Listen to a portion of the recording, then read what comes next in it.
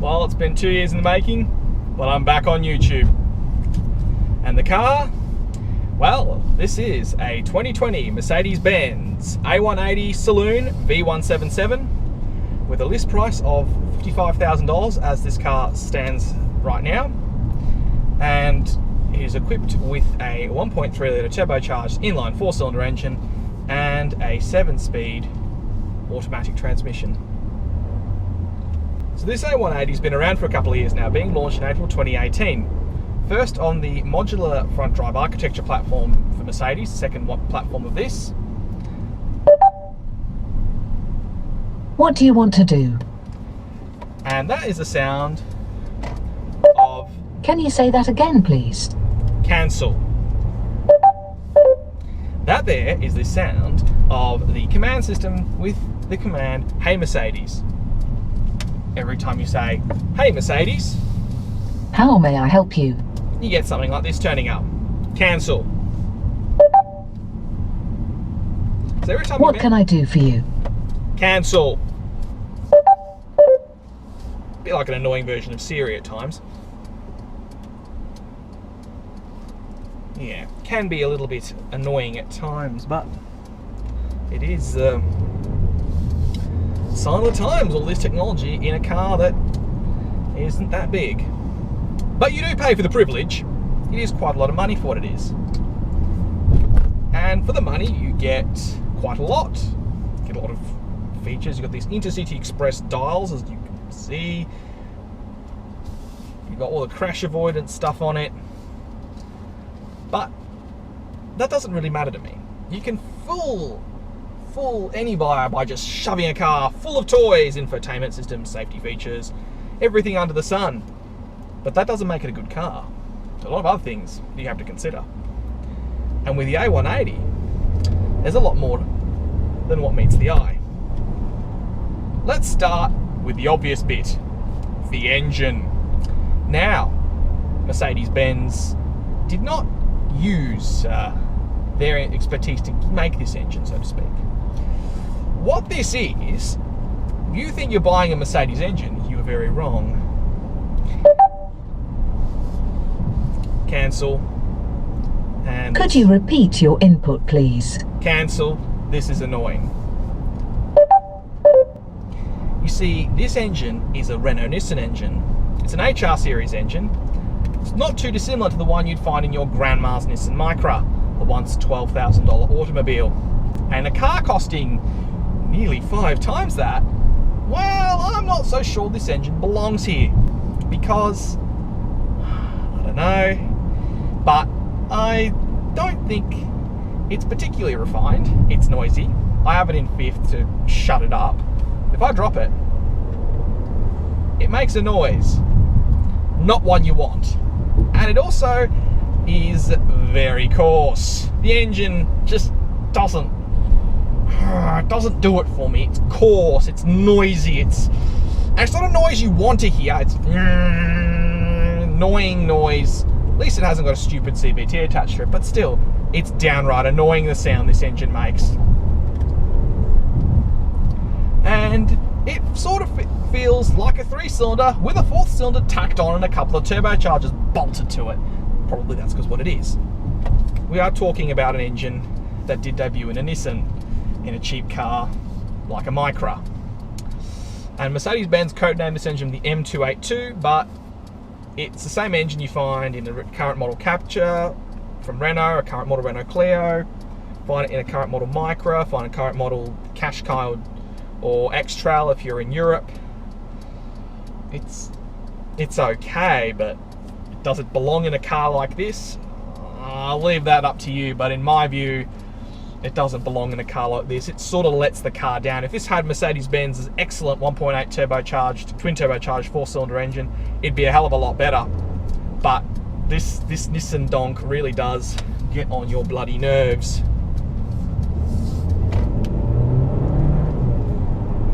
It makes a sound, just not one you like.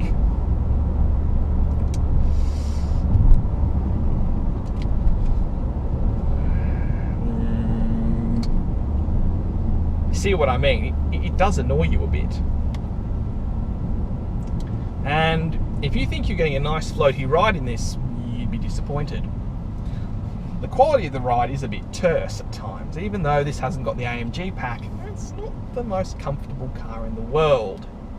Now, Mercedes-Benz say this car is very much a Mercedes from the ground up, albeit the engine isn't. But What would you like to do? please shut up. Cancel. Could you repeat your input, please? Cancel. Gets annoying, doesn't it? But again, this doesn't feel like a Merc. When it rides on the bumps, it sort of feels like a Nissan or a Renault. It feels like the suspension on the rear feels like it's come off a C12 Nissan Pulsar Tita. It doesn't feel like it's come off, well, a Mercedes-Benz. It doesn't feel Merc to me. Then again, I am an old E-Class owner and I like big floaty barges. But I've driven a lot of newer Mercs and they have a distinct feeling to them that this one's just lacking. It doesn't... At least the blind spot monitor's good. Come on, retard mode, come on. Yeah, it sort of does go in stupid mode still, this automatic. It's not quite the smartest transmission in the world, isn't it? Here we go. Speaking of things I don't like about the A180, it has to be this interior. Those 2 iPad screen, Intercity Express style dials, and navigation all in one screen look absolutely terrible. It just looks like they've just stuck them on the dashboard and not really cared about integrating them. It really, really, really annoys me. I don't like this about the new Mercs. It just is something that looks very, very tacky, and I just don't want to know what happens when they break and how much they'll cost. But they give you lots of information. So the first screen gives you information on the navigation, it gives you information on the radio, it gives you information on the car settings, and also you can change the themes of the entire screen from this screen here.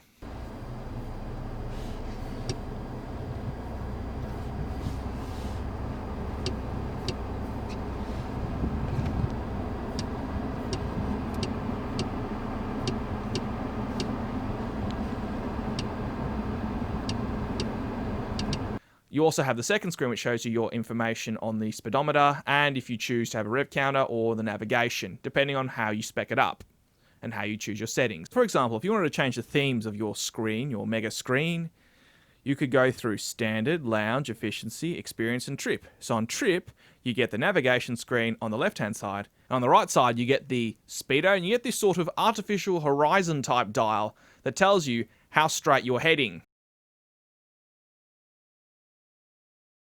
The styling of the A180 is very reminiscent to a sort of downsized CLS.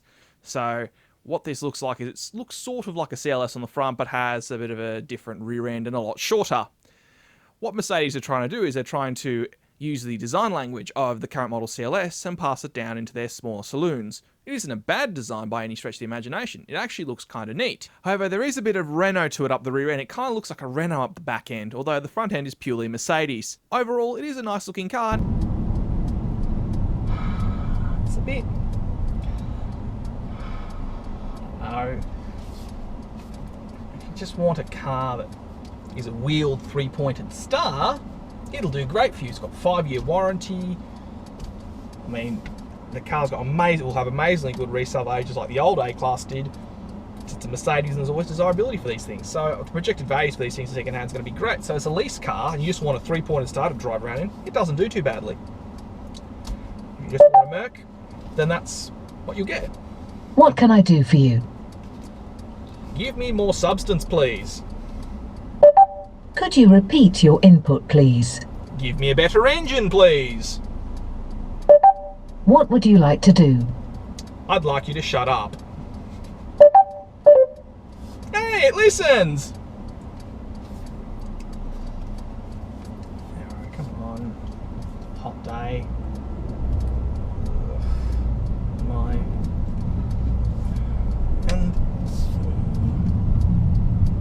But there is a plus side to this car. There are pluses to this car. There are good points to this car. Okay, its engine and rear suspension aren't my favourite things. But steering, well, that's a whole new kettle of fish here. The steering attached to this car is actually really good. It turns wonderfully, very, very neat and precise. It just, when you're really pushing it, the back end's mostly compliant when it's turning on the straight roads. On right, in terms of ride, it's a bit bouncy, but it's mostly compliant. But it isn't always as compliant as you want it to be. Give it various turns, very little understeer. It's almost like they've digitized the steering rack off a Megane RS, third generation RS Renault Megane. It just feels like they've just made a car that turns really well. It turns better than the old A-Class, which is really good.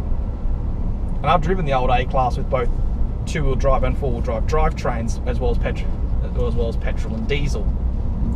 And this does turn better than all of the old A-Classes I've driven, with maybe the inevitable exception of the A45 AMG that I've driven. It's quite light. The little engine, while it's not the most refined thing in the world, it's quite light over the front wheel, so you get a really good turn-in off this car, and it really does inspire confidence when you do turn it around corners. It's just a shame that you got that droning engine note that really lets this all down. When you throw the thing around, it really does do a good job. See, roundabout here, bang, down one, down to second, toss it around the corners. I've got another car coming. Oof. Turns great. Turn in, the precision of this car for a front wheel drive car has an amazingly precise steering system. I know it's electric and I know it's computerized, but it actually does a great job feeling like a normal steering rack, like a normal hydraulic steering rack. It does a great job of not showing that it's a complete computer thing. Okay, it's very light and fluffy a bit at times in town at low speeds, but when you're really turning it, it really does give you confidence, which is a bonus with this car. I'm going to give it a couple of off-camber corners and see how she goes. My little secret test route. Some of you may recognise this place, but for those of you who don't, let's just keep it as a secret.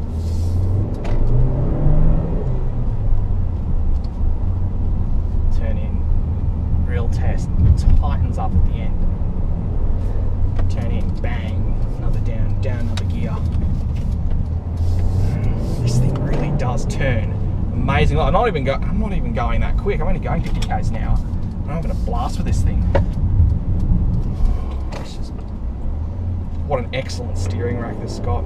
Steering system, whatever they may have on this thing, whatever they've done to make this electric system work, they've made it work amazingly. It is wonderful to steer this car. It's wonderful to find tight, twisty roads with this A180. All it needs, it's crying out for a better engine and slightly more compliant rear suspension, because this is actually a really good car. It's just that it's let down by that engine. Yes, it's powerful. Yes, it's got the power. 0 to 100 comes up in 8.3 seconds, but it's such an unrefined lump, and it doesn't give you any positivity when you're caning it. It's just,